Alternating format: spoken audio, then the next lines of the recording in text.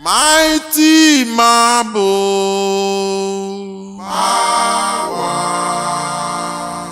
mighty marble, thunder, mighty marble, ọgụ kalie ọgụ,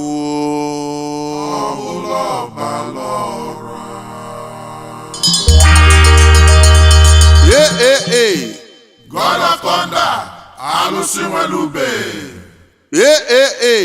God of thunder, alụsị nwere egbe. God of thunder, alụsị nwere mma. Adeleron, yiwo, Iwo ya, yiwo,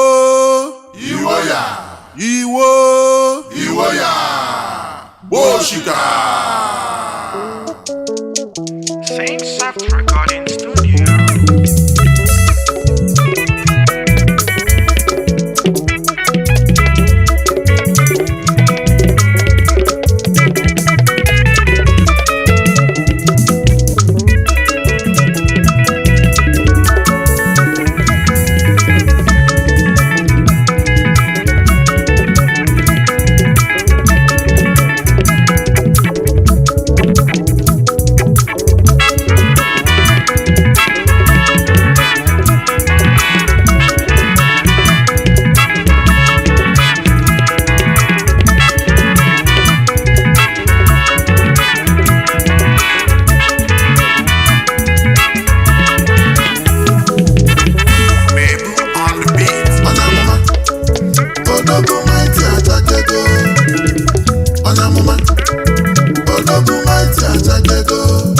God of thunder,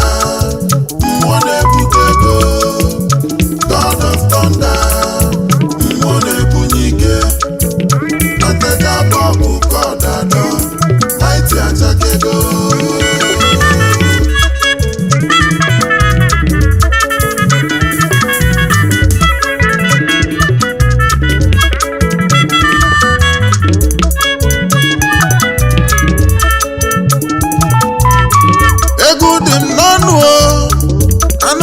Ọlịma Ayamma, ijekilie nna m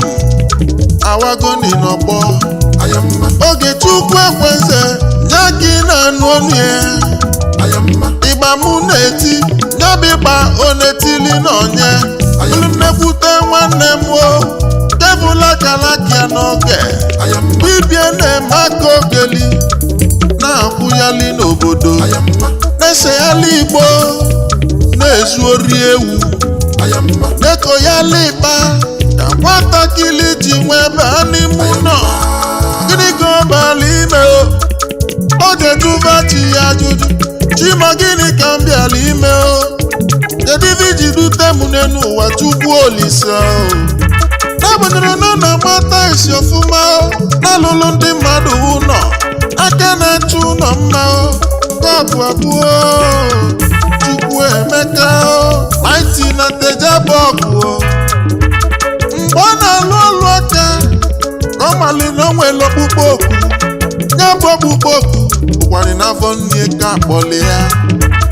ya bụ nwatakịrị wee tove wee tinye anya n'anyị o wee chọpụta n'ịlụ ụlọ abụrụ akalaki ya ịchọ ụlọ mma ịmata isi n'ọbụrụ akalaki ya ma chacha onwebaga n'ime ụlọ nwedubachi ya juju kedu ife iji dute m n'elu ụwa Chukwu Olise Chukwu Olise do Chukwu kelemụka nna jụ ese Chukwu Olise nwekwa onye oku dịka Samuel ọkpọ ya Chukwu Emeka Nweke anụ menye gị ike dị abụọ ọgaranya anụ machinye gị mmụọ 7 stars mighty thunder odogwu mighty nwa ntejabọ obele nwa kpatala ego Chukwu Emeka Nweke na ntejabọ ọ bụ dada na-esi ibu Grandmaster, God of thunder, alụsị alụsị nwere ube onyonye ego n'ebe ka ọ dị eze ọbala tule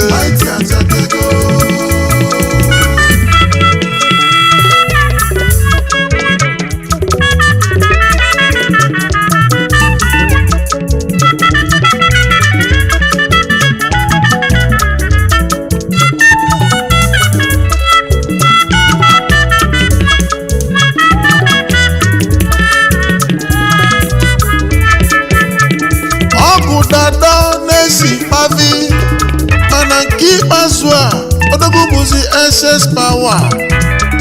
pefumu ka nyabụ ọgwụ na-esi nyabụ ọgwụ akalịa ọgwụ kalịa ọgwụ nyabụ ọgwụ abụla ọbala ọra o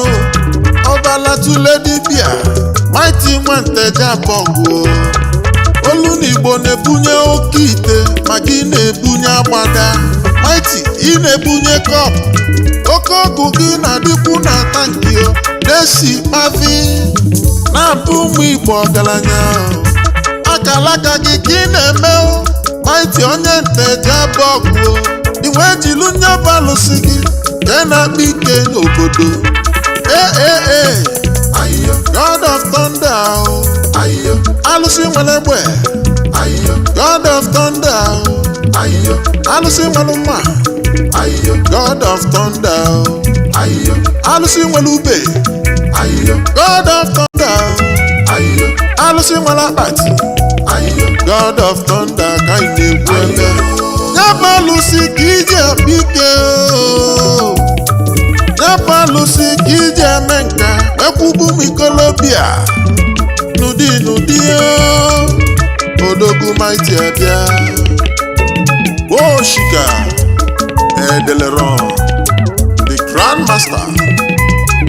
Chukwuemeka Weke the High Priest onye nchụaja anyị nwere ekele ndị Mighty Great Thunder ndị Chukwu gọziri agọzi gozie fa n'ego ndị na-eji 1 month akwụba duplex ọchawa factory ayala estate ayala hotel ayala filling station n'ọka nkwu maka na ego dada na-achebe anyị eli ebe ga-eme ife ego ka o debe ude ka van na-achọ fa na-enyelu ụmụ ogbenye aka ndị na-enwere ọka ọrụ afọ ndị ụwa na-atụ n'ọnụ ndị tọlụrụ n'ọgụ maka ego Great Thunder Worldwide bụ philanthropic organization ndị na-enwere ụlọ ebe obibi fa na-enye ụlọ free ndị na-enwere nne na nna fa na-enete fanya kwada maọbụ Chukwuemeka Nweke nya bidolu nya bụ otu Mighty Thunder bịa ọ bụ dada eze ọbala tule Chukwuemeka Nweke Mighty Thunder alụsị nwere egbe alụsị nwere akpati kedu ebe ọ dị n'oyi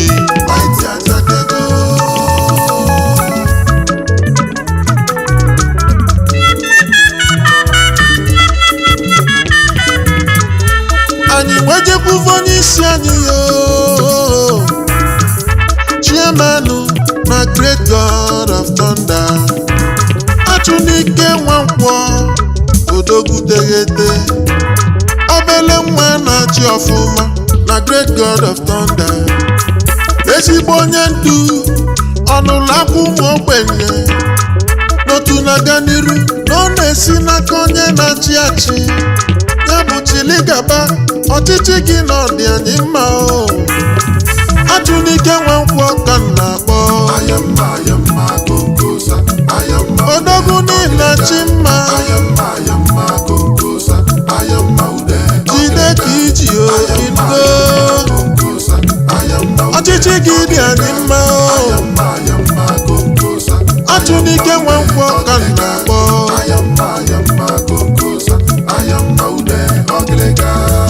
kedu maka Shedraki Chiawa ka m na-akpọ Vice Chairman anyị o alụ gị na-adị anyị mma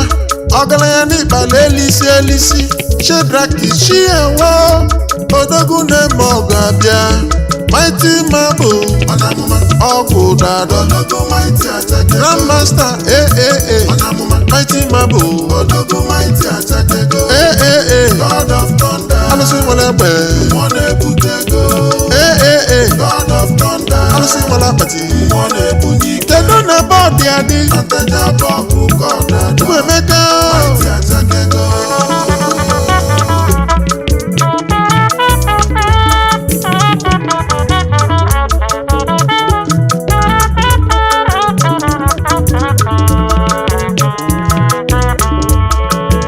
Akachukwu Izundụ ka m na-akpọ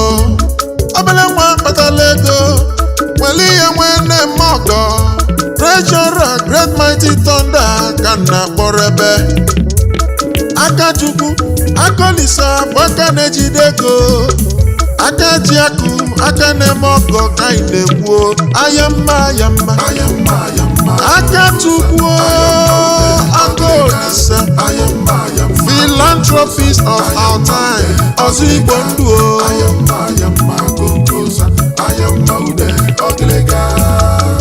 Chidera Igboka Igbo bulu ibu odogwu so edebe ego ka m na-akpọ ọgaranya ngada Vice Treasurer na Temple ọgaranya ka Igbo abụọ ụmụ Igbo mana ịnọ mma na-ekwu oyoyo Chidera Igboka obere nwa kpatara ego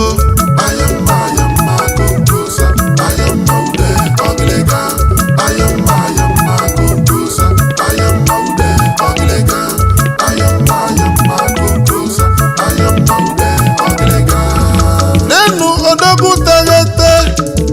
onye ọkalụ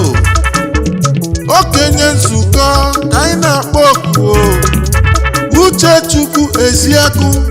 odogwu teghete alụ gị na balanya ulu na Great Mighty Temple anyị akpọkubezie Patron anyị onye na-akwazili anyị Chelsea Nwabeze odogwu kpọlakpọ Chelsea Nwabeze onye ndabere ọ dị ka ọ ya dị anya gbakwulu ya onyela anya aka ọ bụrụ ife a na-atụ alo odogwu na-atụ alo dị mma ọ bụrụ ife iji ukwu obinye bulu ụzọ ọ bụrụ ife ịma mmadụ na nke metụrụ n'anyị Chelsea Nwabeze anyị ekene Chief Nwabeze odogwu dị mma Petro n'anya ekene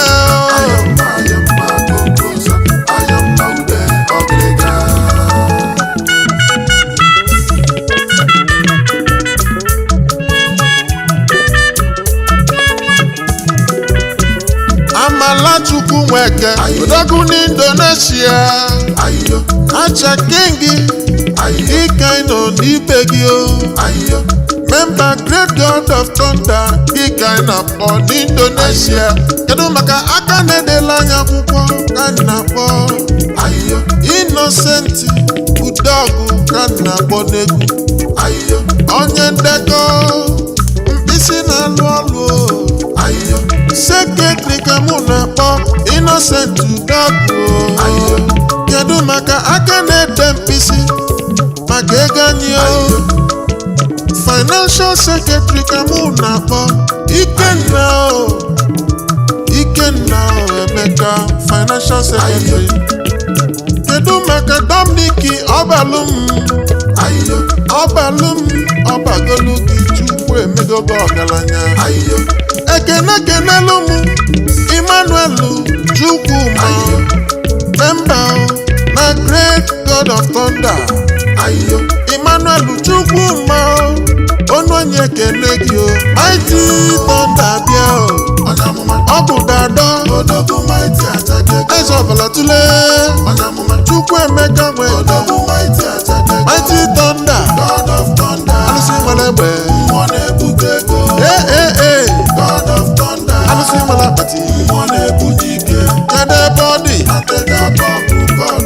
oyi Mighty Achakego.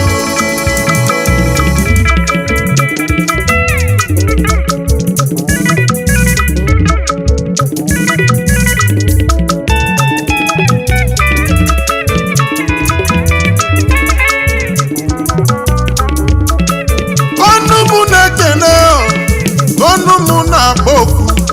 Mighty si mụ kene odogwu kalịka Ayo, Ikenna Nwachukwu oil minista oji akwa eme ọkọ na Lagos ka ibi ebi aka na-eme mmadụ ọdị ọkọ butiki iki na-ele Ikenna Nwachukwu oji akwa eme ọkọ Mighty si mụ kene gị oil minista ayo, lezienụ nwa mposi kwala ji eme ọnụ ayo, ekene obosi ekene udo odogwu kpatala ego abịa na ndị obosi abịa na ndị Igbo ekene udo gbanyere agbanye ekene udo sinyere esinye ekene udo n'ibu ike ekene udo ka ala aka n'ife Igbo ji eme ọnụ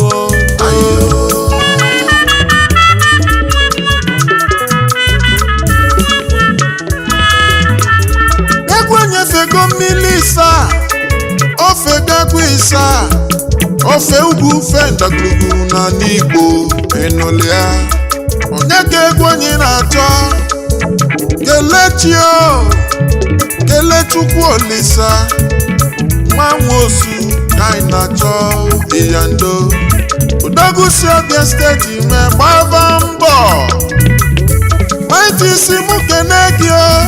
ekene chukwu nwosu Mighty si mụ gwa gị na ọ gaela ka ị ga-abụ n'ụwa nwakụ Chukwu Emeka Nweke onye amụma, na Ntejaba ọgụ odogwu Mighty Achakego. ọgụ dada Onye amụma, na-esi ibu odogwu Mighty Achakego. Grandmaster God of Thunder. alụsị nwelu mma Mmụọ na-ebute ego. alụsị nwelu ube God of Thunder. na onyinye ego Mmụọ na-ebute ike. n'ebe ka ọ dị Ntejaba ọgụ God of eze ọbala tule Mighty Achakego.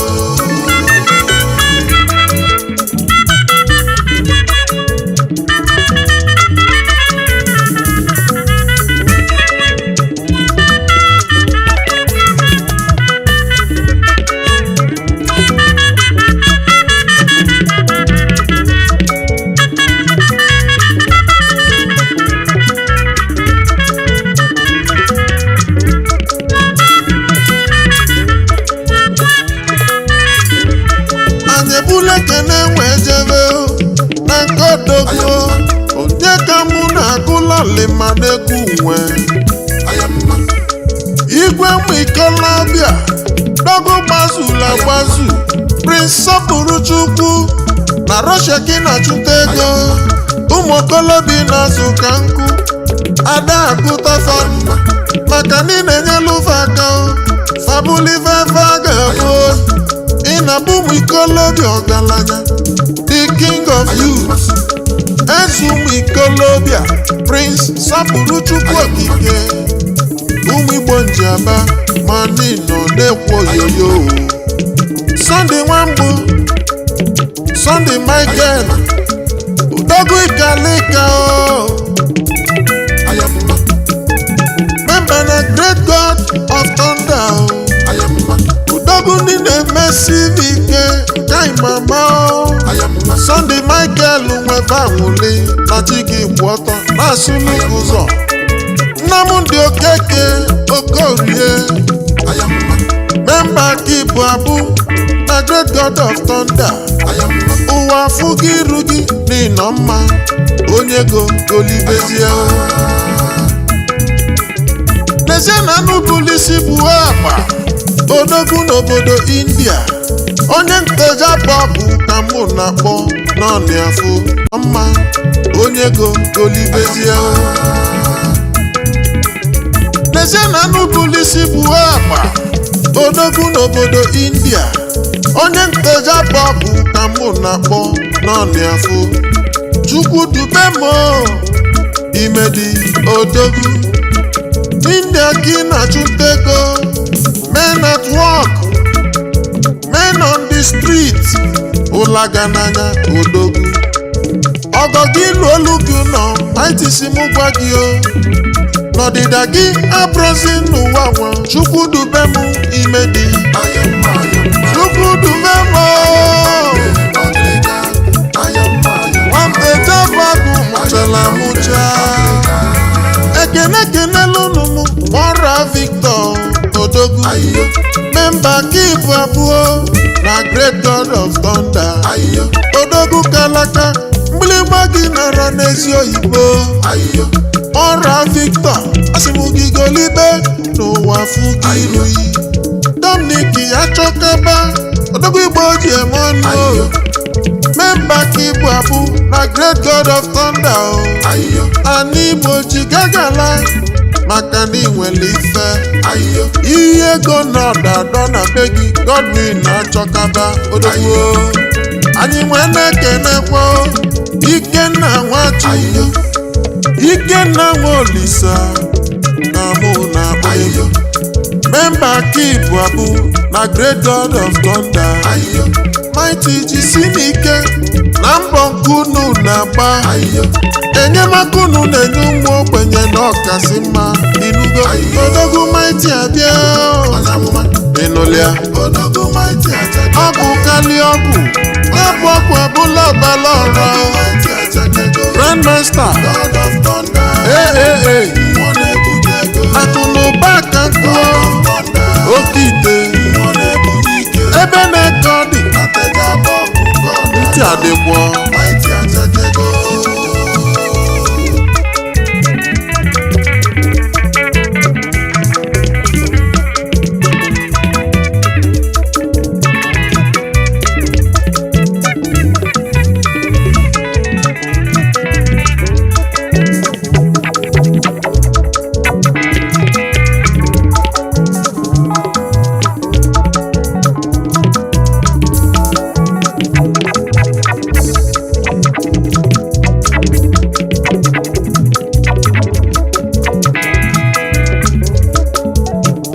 anyị ekenenuo ndị friends and well wishers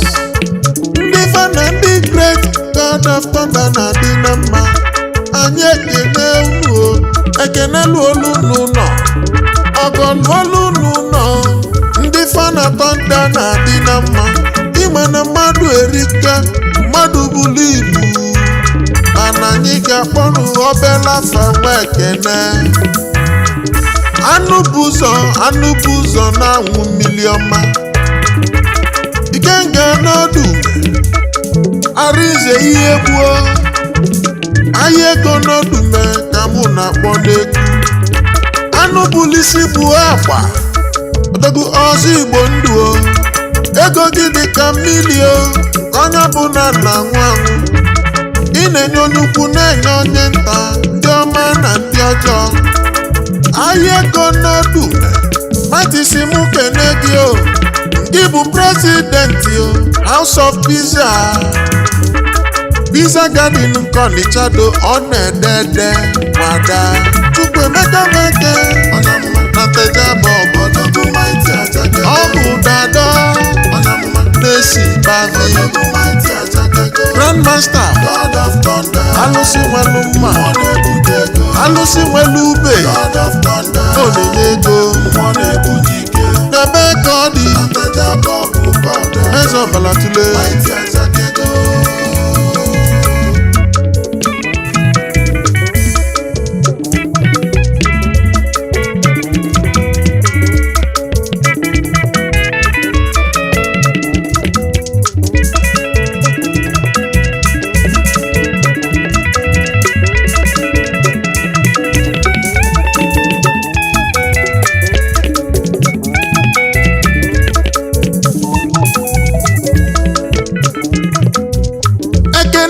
na-agakwalụ n'ụdọ 4 onye isi na Blessed dị ndị Igbo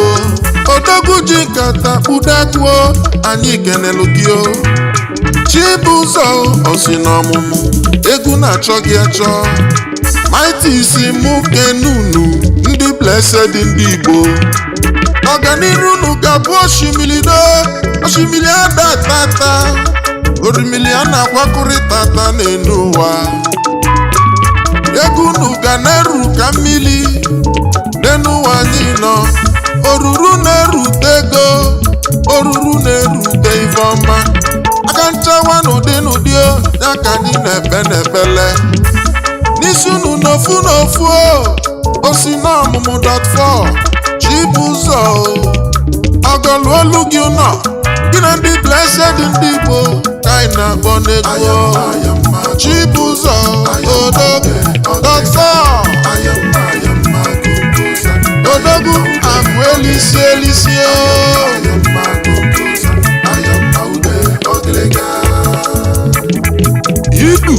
idu o menuo si akwụkwụkwụkwụkwụkwụ ọ daligo edeleron ejebe mụ na nsụgbọrụla ka njefe okenye anyị okenye nnekwu okenye obodo ji amatụ awa elda alụsịdobado na nsụgbọrụla jiga agala alụsịdobado Chukwu Emeka Maiti ụmụ Igbo genu m ntị n'ọnụ ọra na-eze genu m ntị n'ọnụ ka nna abịa mkpọrọ ka nna abịa ụya ka na-egwu ka nna eme mmanwụ ọkwa na ijakili a na m ụkwụ n'ọgbọ asị m onye ife na-esili ike bịava na Mighty Thunder onye ụwa na-afịala arụ bịava na Mighty Thunder onye ji nwanne ya na nga onye fụlụ efu maọbụ onye na-anala ya n'ike maọbụ so onye obiam ji aka Mighty Thunder na-akpọ ọgaranya onye bụ emebe ibe ego Oluba Factory ayala Oluba State ayala Filling Station ayala Industries ayala ibe ji mmalụ ọgaranya ka ọ ga-emebezi ịnụli ya ọkwanụ na Mighty Marble gịnị na nteja bụ ọkụ officiating priest bụ Chukwu Emeka Nweke odogwu nteja bụ ọkụ ji aba ọkụ dado eze dibịa eze ọbalatule ọkụ dado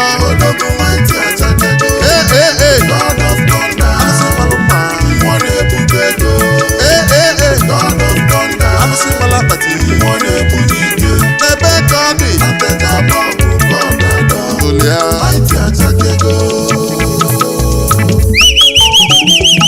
Ikolobia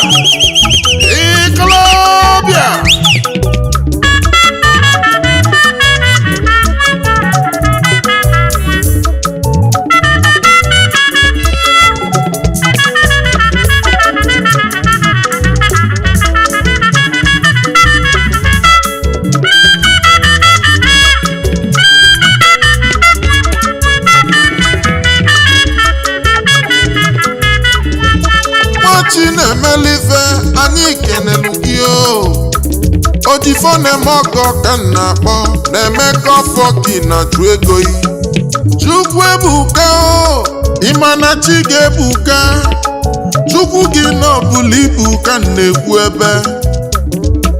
nwa Chinemelife Mighty si mụ kene gị odogwu ị na-emesibi ike ọgọlụ olu gị nọ ego bụlụ nke gị nwa Chinemelife ka m na-akpọ ihe ado Mighty Marble ọkụ dado Grandmaster Mighty Marble alụsị nwere egbe alụsị nwere akpati kedu na bọọdụ ya dị Chukwu Emeka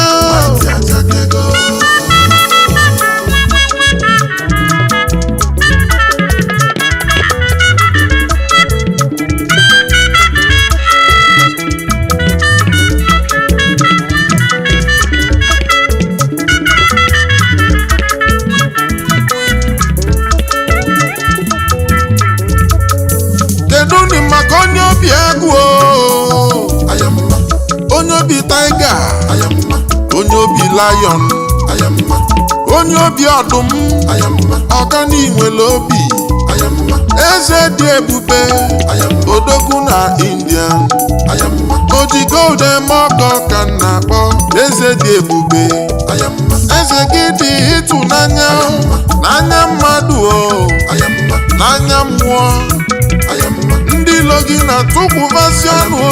maka na ilurozivaka eze dị ebube dee ife na-ekwu n'akwụkwọ ya bụ eze ị ga-echikwanụ ya echi ma oluo oji golden mọgọ ka na-akpọ onye obi akụ mighty na-ekene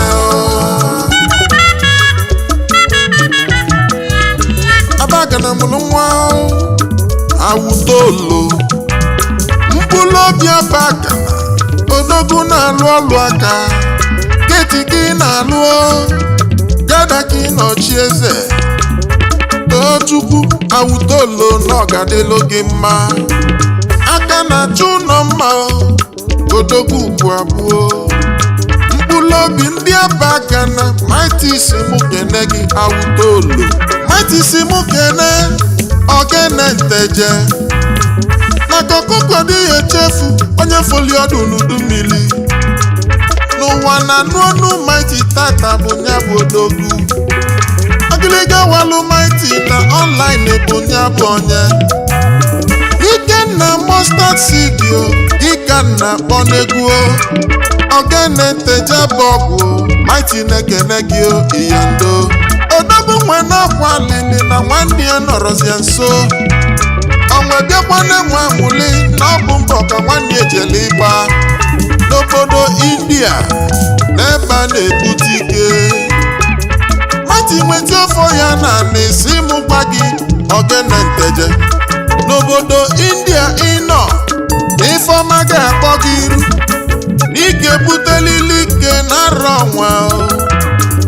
n'arọ 2022 amagunata tupu ịkpata ego nnekwu ego kasi mụ gwa gị na ị ga-akpata Ikenna mustard seed ayugo odogwu ogene ntegabọ nwanne gị mighty si kene gị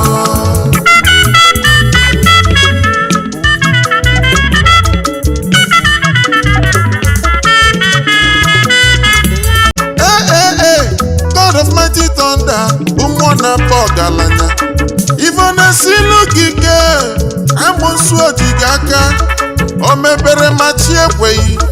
onye na-eme ife ekwensu onye nọ n'ụwa ọjọọ biznes gị ọkpọchila akpọchi ị nwere onye nọ n'ime nga ị nwere onye na-anasa nko ọ bụ owu na-asaghị ibu ụwa na tinyere ị ga-atụgharị mgbe agbadebe na tempụl n'ọdado ọ bụ ụdadọ ịchọrọ oke ite ịchọrọ oke dorọnụ ịchọrọ oke tankị ọ bụ ụdadọ na-esi du mgbabiaba na nteje abụ ọgwụ na nke mighty ọ bụ kali ọgwụ ya bụ ọgwụ abụla ọbala ọra eze ọbala tule ọ bụ ụdadọ na-esi du mighty onye nteje abụ na-asịmuti egwu nwe kene ndị nyanya na-adị na mma ndị malụ nọ n'ọfụ Afrika nne mmadụ bara ụba na-egbu babava dị n'akwụkwọ ya chi ga-eji chi ga-abọ maka ọrụ mụ n'ọfụ ụbọchị ọzọ anya nọlịa egwu ka na-etili ndị God of thunder alụsị nwelu ube alụsị nwelu mma alụsị nwela akpati ndị great God of thunder asị m ude unu na-ederuke n'ụwa niile iyando nwa amụlamụọ n'obodo nteje nwa na-emesi ibe ike ntị adịkwa grandmaster alụsị na-enye ego high priest alụsị na-aba ọgaranya n'ebe ka ọ dị Messi